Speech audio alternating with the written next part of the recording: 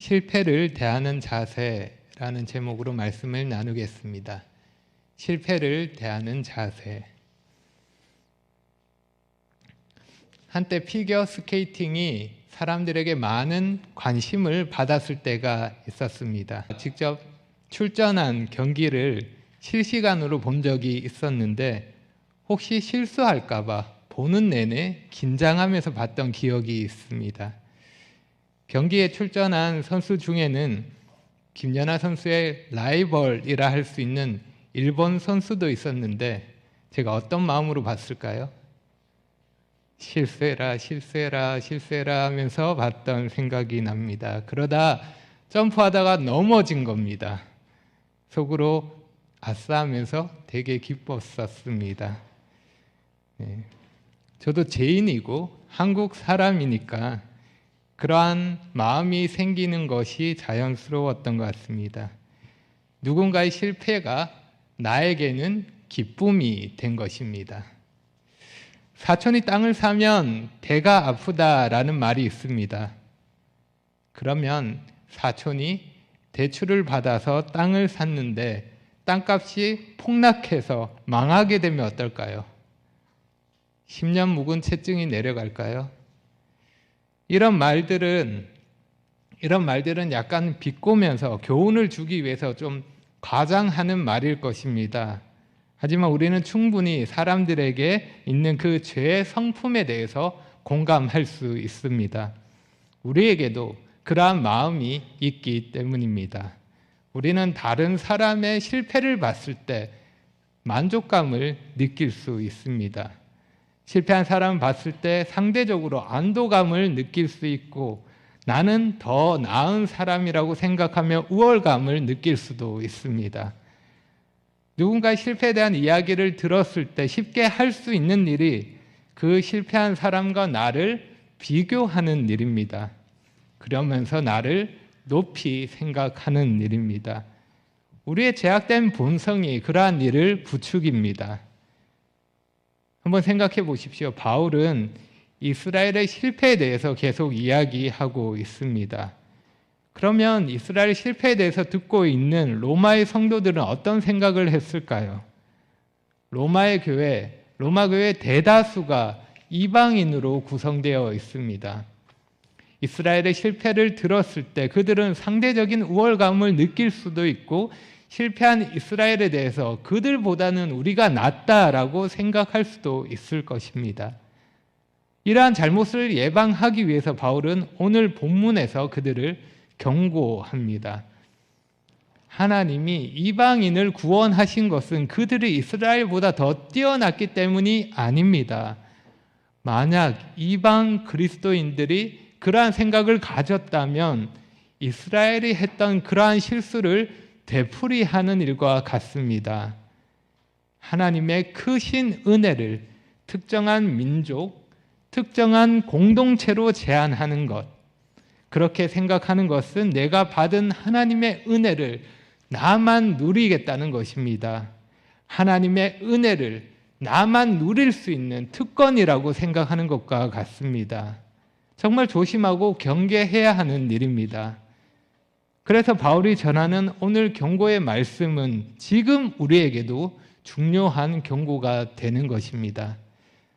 저는 오늘 본문에 나오는 두 명령이 있는데 그 두 명령을 중심으로 실패를 대하는 자세에 대해서 생각해 보려고 합니다. 제가 말씀드리는 내용은 나의 실패를 극복하는 방법이 아닙니다. 다른 사람의 실패를 바라보는 태도라 할 수 있습니다.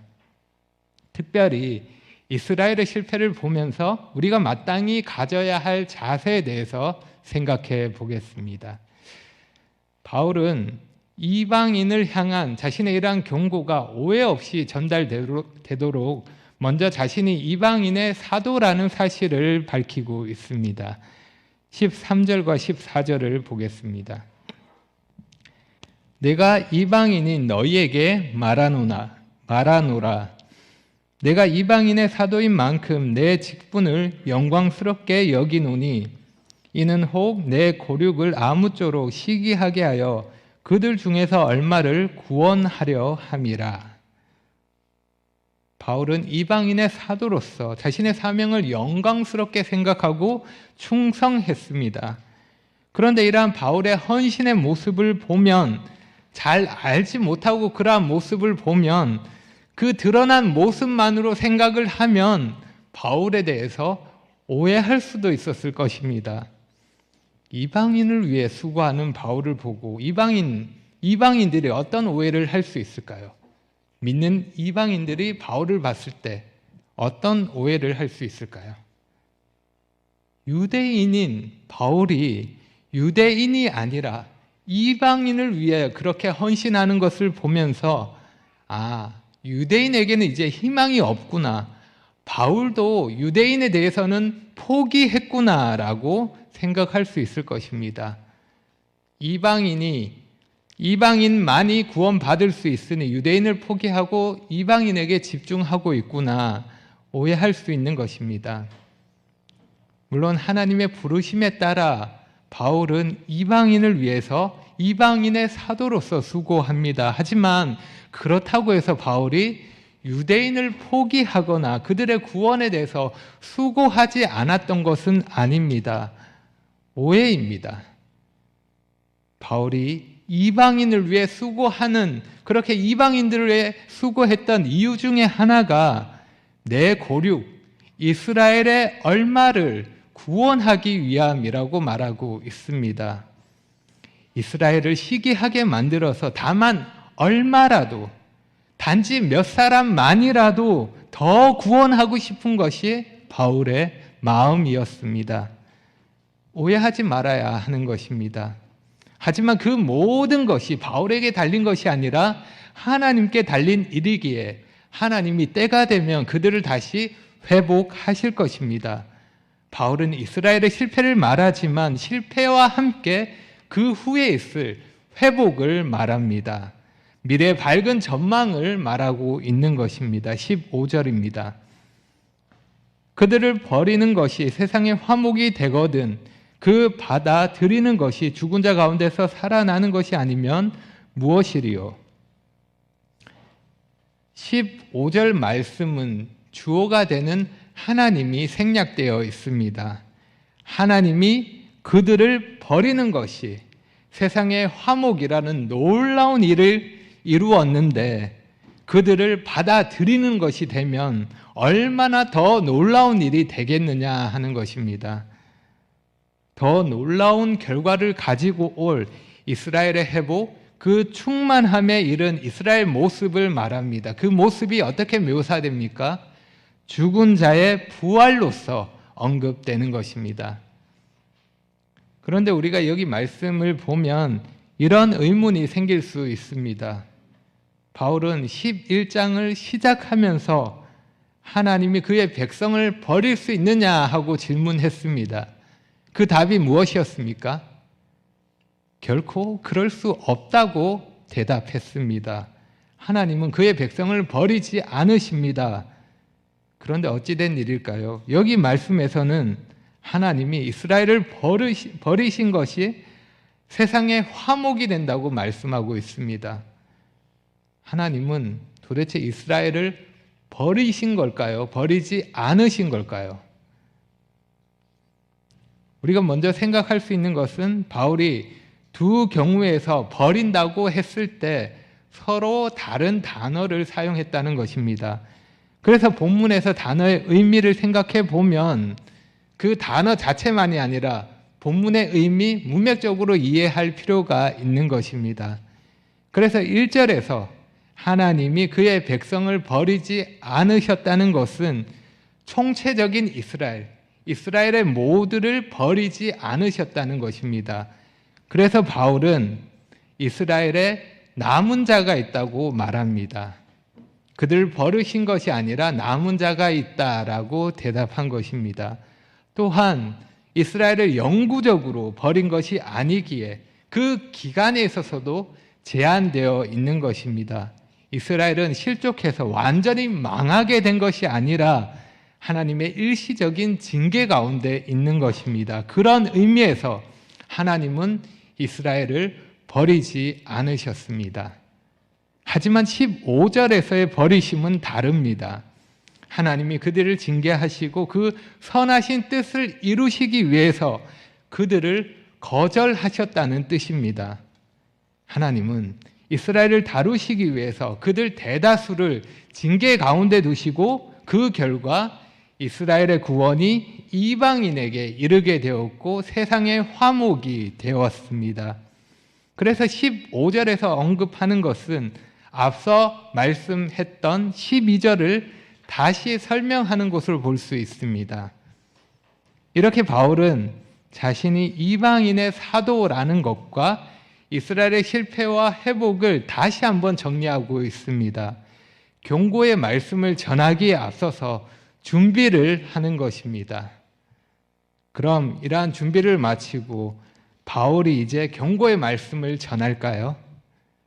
아직 아닙니다. 바울은 경고의 말씀을 더 효과적으로 전하기 위해서 비유를 사용합니다. 먼저 그 비유에 대한 이해를 돕기 위해서 전제되는 사실을 먼저 설명합니다. 16절입니다. 제사하는 처음 익은 곡식 가루가 거룩한즉 떡덩이도 그러하고 뿌리가 거룩한즉 가지도 그러하니라. 바울이 쌍으로 짝지어서 말하는 것, 처음 익은 곡식 가루와 떡덩이, 그리고 뿌리와 가지, 이것은 어떤 것의 일부와 전체를 말하는 것입니다. 일부와 전체. 일부에게 있는 거룩함이 전체의 거룩함으로 확장되는 것입니다. 하나님께 드리는 것, 하나님께 구별해서 드리는 첫 열매, 그것은 일부이지만 그 수확한 전체 곡식을 대표하는 것입니다. 첫 열매를 거룩하게 구별해서 하나님께 드렸을 때 그 모든 열매도 하나님께 구별해서 드리는 거룩한 것이 되는 것입니다. 그리고 그와 같이 나무의 일부라고 할 수 있는 뿌리가 거룩하다면 그 나무의 전체라고 할 수 있는 가지도 거룩하게 되는 것입니다. 일부와 전체. 그럼 여기서 또 질문이 생깁니다. 그러면 일부와 전체가 비유하는 실제 대상이 무엇이냐 하는 것입니다. 몇몇 견해들이 있습니다. 하지만 대부분의 학자가 받아들이고 가장 설득력이 있는 견해는 하나님의 약속을 받은 이스라엘의 조상으로 보는 것입니다. 그 일부에 언급되는 것이 이스라엘 조상이라는 것입니다. 그렇게 이해하는 것이 자연스럽습니다. 28절에도 보면 이스라엘의 조상이라는 언급이 직접적으로 나오기 때문에 자연스럽게 생각할 수 있습니다. 하나님은 은혜로 이스라엘의 조상, 구약의 족장들을 택하셨고 그들과 언약을 맺으셨습니다. 이스라엘 나무의 뿌리라고 할 수 있습니다. 그리고 그 뿌리에서 가지가 자라나는 것처럼 이스라엘 나라가 성장했습니다. 여기까지 이해가 되십니까? 바울은 지금 차근차근 경고의 말씀을 전하기 위해서 단계를 진행하고 있습니다. 그럼 이제 다음 단계입니다. 나무에 어떤 일이 벌어질까요? 17절입니다. 또한 가지 얼마가 꺾이었는데 돌 감람나무인 네가 그들 중에 젖붙임이 되어 참 감람나무 뿌리의 진액을 함께 받는 자가 되었은즉. 이스라엘 나무는 감람나무로 설명이 됩니다. 당시 지중해 지역에서 가장 널리 재배되었던 과실나무라 할 수 있습니다. 구약에서 감람나무는 이스라엘 대한 상징으로 사용되기도 합니다. 우리에게 좀 더 익숙한 표현으로 하면 올리브 나무입니다. 그리고 감람나무와 대조되는 돌 감람나무는 야생 올리브 나무입니다. 한번 상상해 보십시오. 농부가 한 감람나무를 심었습니다. 나무는 뿌리를 내리고 가지가 자라기 시작합니다. 그런데 어떤 이유에서인지 감람나무는 농부의 의도와는 다르게 자라기 시작합니다. 그래서 농부는 가지를 꺾고 그 자리에 돌 감람나무 가지를 접붙입니다. 나무를 심은 주인은 두 가지 일을 했습니다. 참나무, 참 감람나무를 꺾는 일을 했고, 그 꺾은 후에 돌 감람나무 가지를 접붙이는 일을 했습니다. 꺾는 일, 접붙이는 일, 두 가지 일을 했습니다. 이 비유에서 참 감람나무 가지는 복음을 거절하는 이스라엘을 의미하고, 돌 감람나무 가지는 복음을 받아들인 이방인을 의미합니다. 이스라엘은 복음을 거절함으로 가지가 꺾이게 되었고, 대신에 이방인의 접붙임을 받아서 뿌리로부터 그 양분을 공급받게 된 것입니다. 이방인은 이스라엘 조상에게 주어진 언약과는 관련이 없는 언약 외에 있었던 자들입니다. 그 바깥에 있었던 자들입니다. 하지만 하나님의 은혜로 언약 안에 들어올 수 있게 되었습니다. 뿌리로부터 그 진액을 함께 받을 수 있는 자가 된 것입니다. 사실 이 비유 자체는 일반적인 상식에는 반하는 일입니다. 열매를 잘 맺는 가지를 나무에 접붙이는 것이 일반적인 일입니다. 그런데 이 비유는 오히려 열매를 맺지 못하는 돌 감람나무 가지를 참 감람나무에 접붙였기 때문에 일반적인 일이 아닌 것입니다. 그래서 어떤 학자는 바울이 수목 재배에 대한 지식이 없었기 때문에 이러한 실수를 했다고 말하기도 합니다. 물론 바울이 실수할 수 있습니다. 하지만 성경의 참 저자이신 성령님은 실수가 없으신 분이십니다. 우리가 이 비유를 이해할 때에는 비유가 말하는 것만 생각하는 것이 좋습니다. 비유 대상의 모든 점을 세세하게 생각해서 그렇게 빗대어서 생각하는 것은 바른 해석이 아닙니다. 우리는 비유를 우리 상황에 맞게 뜯어 맞추려는 그러한 욕심을 버려야 합니다. 오버하지 말고 비유가 말하는 것 그 자체, 비유가 강조하는 것만 집중할 필요가 있는 것입니다. 이 비유에서 열매는 언급되지 않습니다. 단지 주인이 원 가지를 꺾고 다른 가지를 접붙였다는 것을 언급합니다. 다시 말하면 하나님이 하나님의 계획 가운데 이스라엘을 잠시 제쳐두고 이방인을 넣으셨다는 것을 말하는 것입니다. 어떤 가지가 더 낫냐, 어떤 가지가 더 열매를 맺고 있냐, 어떤 가지가 더 쓸모 있냐, 이러한 것은 언급되는 바가 아닙니다. 그리고 나서 바울은 드디어 이러한 비유를 통해서 첫 번째 경고의 명령을 줍니다. 이제 경고의 말씀을 전할 준비가 된 것입니다. 18절입니다. 그 가지들을 향하여 자랑하지 말라.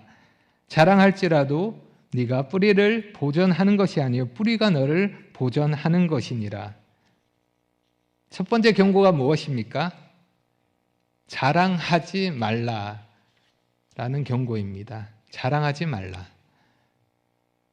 접붙임을 받은 가지가 꺾인 가지를 보며 이방인이 유대인들을 보며 자랑하면 어떨까요? 하나님의 백성이 된 이방인이 복음을 거절하고 있는 이스라엘 대해서 우쭐한 마음을 품는 것입니다. 실패한 그들을 보면서 우월감을 느끼는 것입니다.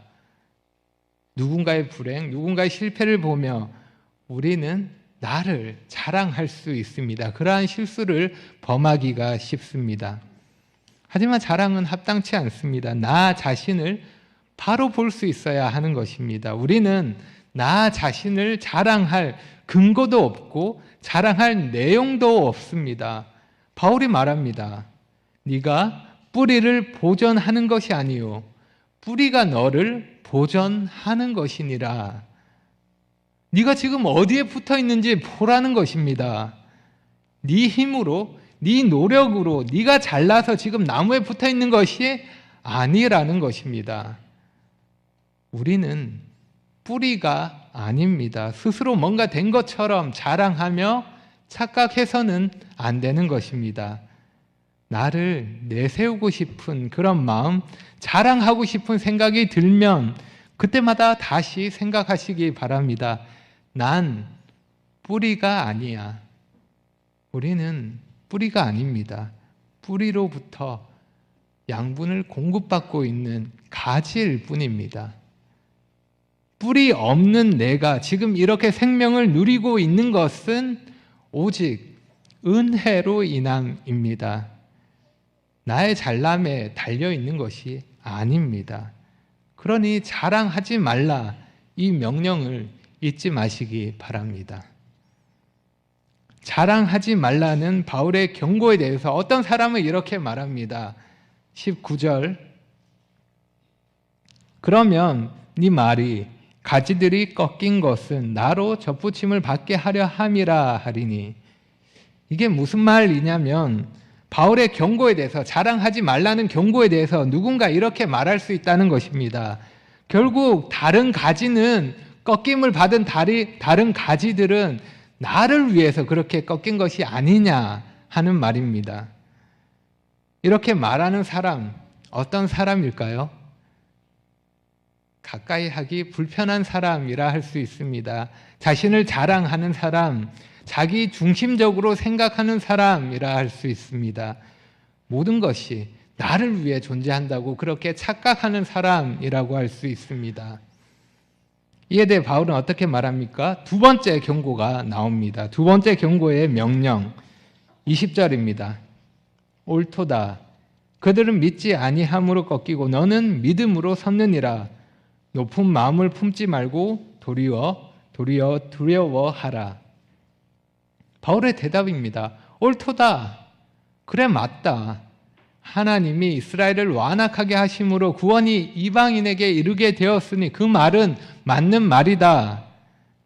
하지만 하나님이 하신 일을 두고 나를 위한 일로만 그렇게 제한할 수는 없습니다. 원래 있던 가지를 꺾으신 하나님의 뜻과 계획은 훨씬 더 크고 놀라운 것입니다. 하나님의 계획을 단지 나에게만 맞춰서 생각해서는 안 되는 것입니다. 예를 들어 택배 기사님이 나에게 택배를 배달해 주었습니다. 그 모습을 보며 이렇게 생각하면 어떨까요? 저 택배 기사는 나를 위해서 저렇게 열심히 일하고 있구나. 그 상황만 생각하면 틀린 말은 아닙니다. 하지만 오해할 수 있는 말입니다. 바울은 이스라엘의 실패를 이방인의 구원만으로 생각하는 것, 그것은 자기 중심적으로 생각하는 그릇된 태도라는 것을 지적하는 것입니다. 하나님의 계획은 그것보다 훨씬 크고 훨씬 넓고 훨씬 더 깊은 것입니다. 그래서 명령합니다. 두 번째 명령 무엇입니까? 높은 마음을 품지 말고 도리어 어떻게 해야 합니까? 두려워하라. 우리는 두려워해야 합니다. 하나님에 대한 두려움이 없으면, 그분을 향한 경외심이 없으면 우리는 쉽게 높은 마음을 품을 수 있습니다. 나만 생각하게 되고 나 중심적이 되어서 이기적으로 생각할 수 있는 것입니다. 우리 마음이 높아지는 것, 그 원인은 그분을 두려워하지 않기 때문입니다. 그분을 두려워하지 않으면 우리는 우리 마음을 높일 수 있습니다. 바울은 이어서 우리가 두려워해야 하는 이유를 말합니다. 21절입니다. 하나님이 원 가지들도 아끼지 아니하셨은즉 너도 아끼지 아니하시리라. 하나님이 원 가지, 원래 있던 가지, 나무에 붙어 있었던 그 가지를 꺾으셨습니다. 그러면 접붙임 받은 가지, 그 가지에 대해서는 다르게 하실까요? 그렇지 않습니다. 하나님은 이방인에 대해서도 그 뜻에 맞지 않으신다면, 그 뜻에 맞지 않는다면 꺾으실 것입니다. 우리가 이와 같은 경고의 말씀을 들으면 의문이 들 수도 있습니다. 이러한 경고의 말씀이 이전에 하나님의 사랑에 대해서 말씀하는 구절, 하나님의 자비에 대해서 말씀하는 구절, 그런 말씀들과는 어떻게 조화를 이룰 수 있는지 의문이 생길 수 있습니다. 우리는 오직 은혜로 택하심을 받았고 믿음으로 의롭게 되었습니다. 그리고 우리의 구원은 확실합니다. 그 어떤 것도 하나님의 사랑에서 우리를 끊을 수 없습니다. 그렇다면 왜 바울은 여기서는 두려워하라고 경고하고 있을까요? 22절이 그 대답이 됩니다. 22절입니다. 그러므로 하나님의 인자하심과 준엄하심을 보라. 넘어지는 자들에게는 준엄하심이 있으니 너희가 만일 하나님의 인자하심에 머물러 있으면 그 인자가 너희에게 있으리라. 그렇지 않으면 너도 찍히는 바 되리라. 무서운 말씀입니다. 우리가 알아야 하는 것은 하나님은 인자하심과 준엄하심이 완벽한 조화를 이루시는 분이라는 것입니다. 어느 하나만 생각할 수 없는 분이십니다. 하나님은 한없이 인자하신 분이시지만 또한 한없이 두려우신 분이십니다. 우리는 하나님의 인자하심을 이스라엘처럼 악용해서는 안 됩니다. 우리 멋대로 이용해서는 안 됩니다. 그럴 경우 우리도 이스라엘처럼 마찬가지로 찍히는 가지가 될 수 있는 것입니다. 왜냐하면 하나님의 인자하심은 과거의 일로 끝나는 것이 아니라 현재에도 계속해서 이루어 가야 할 하나님과의 관계이기 때문입니다. 우리는 하나님과의 관계 안에서 그 인자하심 안에 머물러 있어야 합니다. 그러기를 중단하는 것은 하나님의 인자하심과 관계없는 사람이며 믿음이 없음을 나타내는 증거가 되는 것입니다. 하나님의 준엄하심에 이르게 될 것입니다. 그러면 우리가 어떻게 계속해서 그 인자하심에 머물러 있을 수 있을까요? 그 인자하심이 어떻게 우리 가운데 계속 머물게 할 수 있을까요? 그것이 우리의 질문이 되는 것입니다. 이미 바울이 두 명령을 우리에게 주었습니다. 두 명령을 기억하시기 바랍니다. 자랑하지 마십시오. 그리고 두려워하십시오. 저는 이 두 명령을 하나로 요약해서 이렇게 말씀드리기 원합니다. 여러분, 겸손하십시오. 교만을 버리고 겸손하시기 바랍니다. 우리는 바울이 전하는 이 경고를 가볍게 여겨서는 안 될 것입니다. 우리는 하나님의 인자하심에 대해서 취해야 하는 합당한 자세, 그것이 겸손이란 사실을 잊지 말아야 할 것입니다. 하나님의 크고 위대하심과 그분의 자비하심을 생각하며 그분을 경외할 때 우리는 겸손할 수밖에 없습니다. 이스라엘이 그랬던 것처럼 하나님의 자비하심에 대해서 교만한 마음을 품는다면, 교만이 행한다면 하나님은 그 교만에 대해서 보응하실 것입니다. 23절에서 말씀하고 있는 것처럼 그 모든 일을 하나님이 하신다는 사실을 알고 그 능력이 하나님께 있다는 사실을 우리는 잊지 말아야 할 것입니다. 하나님이 그 뜻대로 꺾으시고 그 뜻대로 접붙이실 것입니다. 하나님이 하십니다. 우리는 그 하나님 앞에서 겸손할 뿐입니다. 이렇게 말씀을 살펴보았습니다.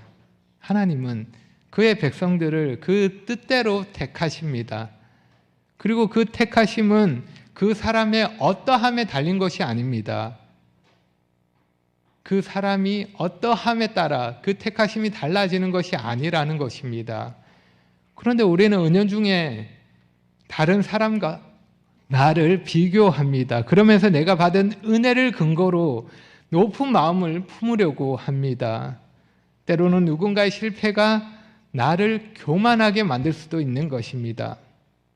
이렇게 생각할 수 있습니다. 저 사람이 은혜에 이르지 못한 것은 그 마음이 올바르지 못하기 때문이야.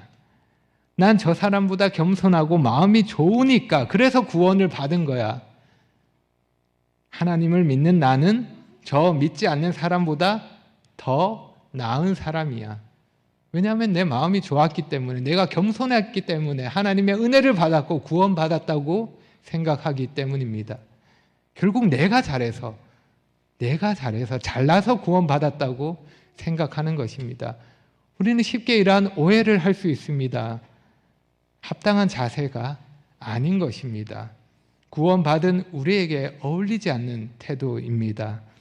우리가 구원받은 것은 우리가 잘나서가 아닙니다. 절대로 그런 것이 아닙니다. 오직 은혜입니다. 우리가 택함 받은 이유가 우리에게 있지 않는 것입니다. 나에게 믿지 않는 사람들보다 더 나은 것이 있어서, 하나님께 더 받아들여질 만한 것이 있어서, 내가 더 괜찮은 사람이라서 하나님이 나를 구원하신 것이 아니라는 것입니다. 우리는 이 사실을 잊지 말아야 합니다. 우리에게는 절대로 자랑할 것이 없습니다. 우리에게 교만할 수 있는 근거가 조금도 없다는 것입니다.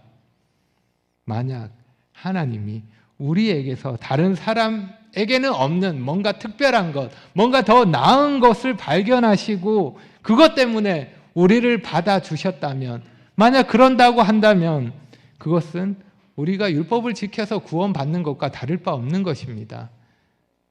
유대인들이, 이스라엘이 그렇게 했던 것과 같은 일입니다. 우리의 할 일은 은혜로 받은 구원에 대해서 감사하는 것입니다. 계속해서 겸손함으로 그 인자하심에 머물러 있는 것입니다. 그것이 이스라엘의 실패를 통해서 배울 수 있는 교훈이며 우리에게 합당한 자세입니다. 기도하겠습니다.